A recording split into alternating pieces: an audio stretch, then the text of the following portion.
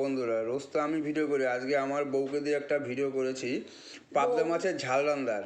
সেই ভিডিওটা আমার চ্যানেল থেকে আমি এটা ডাউনলোড দেবো, তোমরা ভিডিওটা দেখো আর কমেন্ট করো। হ্যাঁ, হ্যালো বন্ধুরা, ওয়েলকাম টু মাই চ্যানেল। আজকে একটা তোমাদের সাথে ব্লগ শেয়ার করছি, সেটা হচ্ছে পাবদা মাছের ঝাল। তো রেসিপিটা দেখো তোমরা আমি কিভাবে করছি। এই জন্য আমি বাজার থেকে এনেছিলাম কয়েকটা পাবদা মাছ। মাছগুলো আগেই ধোয়া ছিল। আমি আজকে 4টে মাছ নিয়ে নিয়েছি। মাছগুলোতে নুন হলুদ মাখিয়ে নিচ্ছি ভালো করে। এবার কিছুক্ষণ হলুদ মাখিয়ে রেখে দেওয়ার পর মাছগুলোকে আমি কড়াইতে তেল গরম করে ছেড়েছি। তো এই মাছগুলো না প্রচণ্ড ফাটে, তেল ছেটে, তাই আমি মাছগুলোকে ঢাকা দিয়ে দিয়েছিলাম। তো আমার মাছ ভাজা হয়ে গেছে। এখন মাছগুলোকে আমি একটা বাটিতে থালায় তুলে নিচ্ছি। তুলে নেওয়ার পর দেখো আমি মশলা কিভাবে দিচ্ছি। আজকেই আমি ফার্স্ট টাইম তোমাদের সাথে এরকম একটা রান্নার ভিডিও শেয়ার করছি। তো তোমাদের যদি ভালো লাগে চ্যানেলটাকে সাবস্ক্রাইব করে দিও। কড়াইতে কিছুটা তেল দেখলাম বেশি হয়ে গেছে, তাই কিছুটা তেল আমি কমিয়ে রেখেছি। তারপর আমি সেই তেলে দিয়ে দিলাম কিছু কালো জিরে আর 2টো শুকনো লঙ্কা।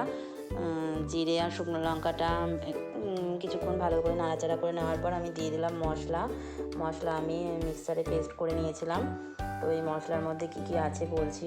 সেটা হচ্ছে পোস্ত দিয়েছি, চাল মগজ দিয়েছি, আর কিছুটা টমেটো আর জিরে বাটা। জিরে আমার আগেই কিছুটা বাটা থাকে, ফ্রিজে আমি রেখে দিই।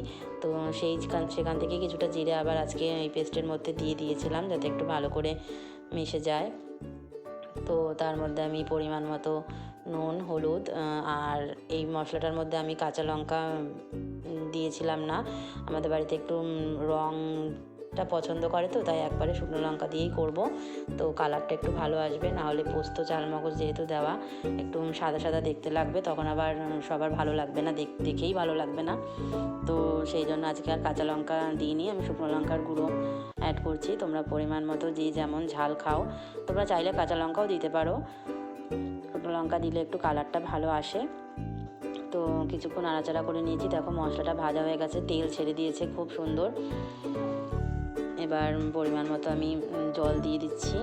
মশলাটা আমি পুরোটাই লো ফ্লেমে ভেজেছি, গ্যাস বাড়িয়ে দিলে আবার পুড়ে যাবে মশলাটা। তো তোমরা যে যেমন, আমি একটু ঝোল ঝোল রাখবো, একদম মাখা মাখা করব না, কারণ ভাত মেখে আমাদের বাড়িতে খাওয়ার জন্য একটু ঝোলের দরকার পড়ে। তো তোমরা যদি মনে করো যে যেমন দেবে সেরকমভাবে জল দেবে। আমি ঢাকা দিয়ে দিয়েছিলাম। দেখো ঝোলটা ফুটে গেছে। এবার আমি ফোটানো ঝোলের মধ্যে মাছগুলো দিয়ে দিলাম। মাছগুলো দিয়ে গ্যাসটা কমিয়ে দেবো।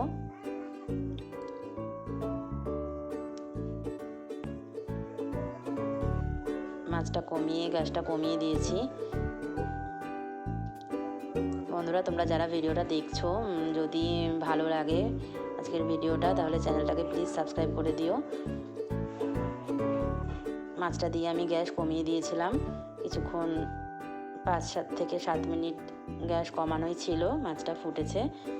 তো আমি নুন ঝালটা পরিমাণ মতো দিয়েছি কিনা টেস্ট করে নিলাম। আমার মাছের ঝোলটা হয়ে গেছে। দেখো আমি নামিয়ে নিচ্ছি।